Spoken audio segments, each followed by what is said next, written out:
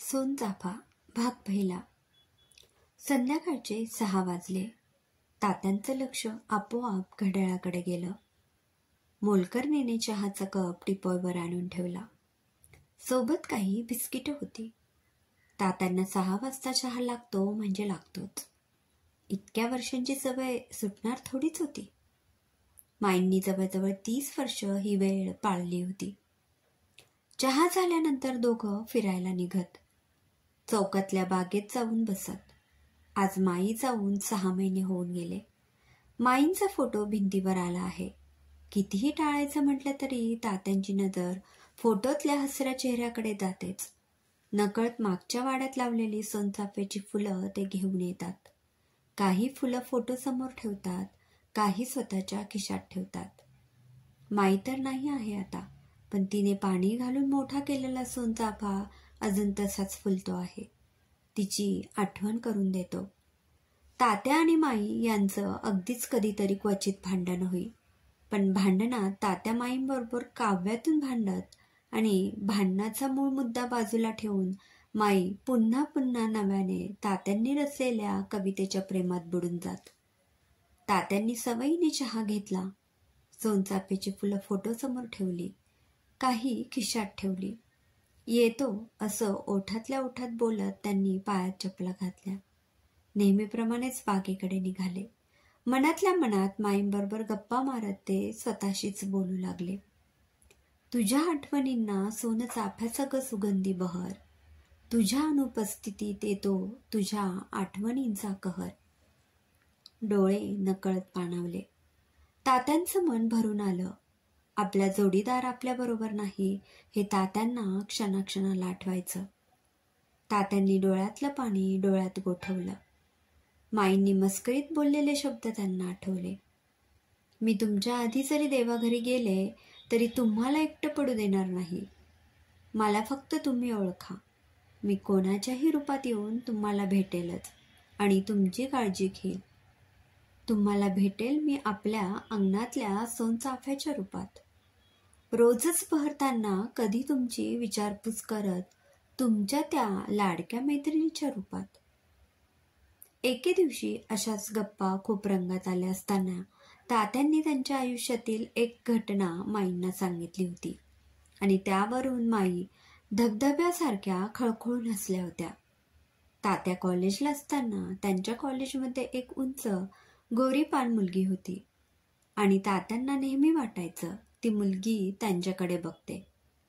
पण तात्यांचा तो गैरसमज होता हे कळायलाच 5-6 महिने गेले होते. कारण तिच्या डोळ्यात तिरळेपणा होता आणि ती तात्यांकडे नाही तर त्यांच्या मित्राकडे बघत असायची. हे जेव्हा तात्यांनी सांगितलं तेव्हा माई खूप हसत तर होत्याच, पण तात्यांना बोलल्या, बरं झालं ती तुमच्या मित्राकडे बघत होती, नाही तर मग आपलं लग्न कसं झालं असतं.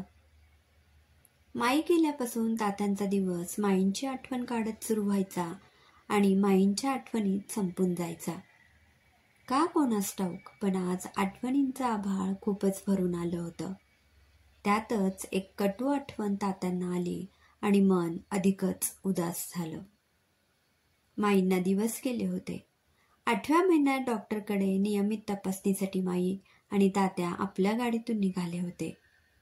साधारण 4-5 वर्षाच्या एका मुलीच्या हातातून फुगा निसटला आणि त्या फुग्याला पकडण्यासाठी ती धावत असताना अचानक तात्यांच्या गाडीसमोर आली. त्या चिमुकलीला वाचवण्यासाठी तात्यांनी भरकन गाडीचं स्टेअरिंग फिरवलं आणि त्या मुलीला वाचवलं. पण तात्यांची गाडी एका खांबाला जाऊन धाडकन आदळली. ती छोटी चिमुकली वाचली, पण माईंचा बीपी वाढला होता. तात्या घामाघूम झाले होते. आजूबाजूच्या लोकांनी तात्यांना आणि माईंना जवळच्या दवाखान्यात घेऊन गेले. माईंच्या डोक्याला मार लागला होता. रक्त येत होतं तरी माईंचा एक हात पोटावरच होता. त्यांना आपल्या पोटातील बाळाची काळजी वाटत होती. तात्यांना मुक्का मार लागला होता. माईंची परिस्थिती फारच वाईट होती. माईंना दुसऱ्या दवाखान्यात हलवण्यात आलं. माईंना प्रचंड वेदना होत होत्या. पोटात दुखत होतं. त्यातच माई बेशुद्ध झाल्या. त्यामुळे बाळाला धोका निर्माण झाला. डॉक्टरांनी बाळाला वाचवण्याचा खूप प्रयत्न केला, पण बाळ वाचलं नाही. त्या दोघांचं बाळ तर गमावलं गेलंच होतं, पण माईंच्या गर्भाशयाला इजा झाल्याने माईंना आपलं मातृत्व पण गमवावं लागलं. माई कधीच आई होऊ शकणार नव्हत्या हे तात्यांना डॉक्टरांनी सांगितलं. तात्यांनी माईंना कळू नये म्हणून खूप खबरदारी घेतली. तात्या माईंना खूप जपत असत. माईंनी आपलं बाळ गमावलं या घटनेला 2 वर्ष उलटून गेली होती. माईंना पुन्हा आई व्हावं असं वाटायचं म्हणून त्या तात्यांना म्हणायच्या, आपण डॉक्टरकडे जाऊयात. तात्या हो म्हणायचे, पण काही न काही कारण देऊन डॉक्टरकडे जाणं टाळत असत. माईंना लक्षात आलं होतं की तात्या हे सगळं मुद्दाम करत आहेत. माई तात्यांवर चिडल्या आणि असं का करत आहात, मला सांगा, तुम्हाला माझी शपथ, असं म्हणत त्यांनी तात्यांना वेठीस धरलं. नाईलाजाने तात्यांनी माईंना सगळं सांगितलं आणि दोघांनाही तो दिवस आठवला. एकमेकांच्या गळ्यात पडून तात्या आणि माई खूप रडले. त्या दिवसापासून माई सतत उदास राहू लागल्या. तात्या माईंना खुश ठेवण्यासाठी रोज काही ना काही करत, पण तो आनंद क्षणिक असायचा. माई पुन्हा उदास व्हायच्या. तात्यांना माहीत होतं माईंना सोनचाफा फार आवडतो, म्हणून एके दिवशी तात्यांनी सोनचाफ्याची फुलं न आणता सोनचाफ्याचं रोपच घेऊन आले आणि माईंना म्हणाले, हे बघ, आजपासून तू या रोपट्याला आपल्या मुलासारखं सांभाळ आणि खूप मोठं कर. सोनचाफ्याचं रोप बघून माई खुलल्या आणि डोळ्यातलं पाणी पुसत लगबगीने उठल्या आणि वाड्याच्या मागील अंगणात ते रोप लावलं. अगदीच रोजच सकाळी उठल्या की माई त्या रोपावरून मायेने प्रेमाने हात फिरवत, त्या इवल्याशा रोपट्याबरोबर बोलत. तात्यांना खूप चांगलं वाटत होतं. आता माई पहिल्यासारख्या आनंदी दिसत होत्या. रोपटं हळूहळू मोठं होत गेलं. चांगलं ताडमाड उंच झालं. फुलांनी बहरून जायला लागलं. तात्या माई वयाने उतार होत होते. सोनचाफ्याच्या सुगंधाने सगळा परिसर दरवळत असायचा. तात्या रोज माईंच्या केसात 2 फुले माळत आणि स्वतःच्या खिशात 2 फुले ठेवत. सोनचाफ्याने देवघर सजवले जात असे. एवढा त्या सोनचाफ्याला फुलांचा बहर येत असे.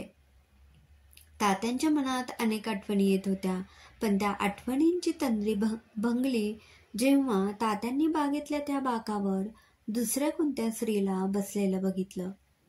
तात्या आणि माईचं ठरलेलं रोजचं रुटीन होतं ते. दोघेही बागेत जात तेव्हा ठरलेल्या बाकावर बसत. आजही तात्या तिथंच बसले होते, पण माई बाजूला नव्हत्या. माई गेल्या तरी त्या जागेवर दुसरं कुणीच बसत नव्हतं, पण आज तात्यांनी एका स्त्रीला माईच्या जागेवर बसलेलं बघितलं. तात्या आपल्या जागेवर जाऊन बसले, पण काहीच बोलले नाही. पण तरी मनात विचार चालूच होता, माईच्या जागेवर ही परत स्त्री कोण आहे. क्रमशः. लेखक दत्ता जोशी. श्रोते हो, कसा वाटला कथेचा पहिला भाग कमेंटमध्ये नक्की कळवा. पुन्हा भेटूया पुढील भागात. धन्यवाद.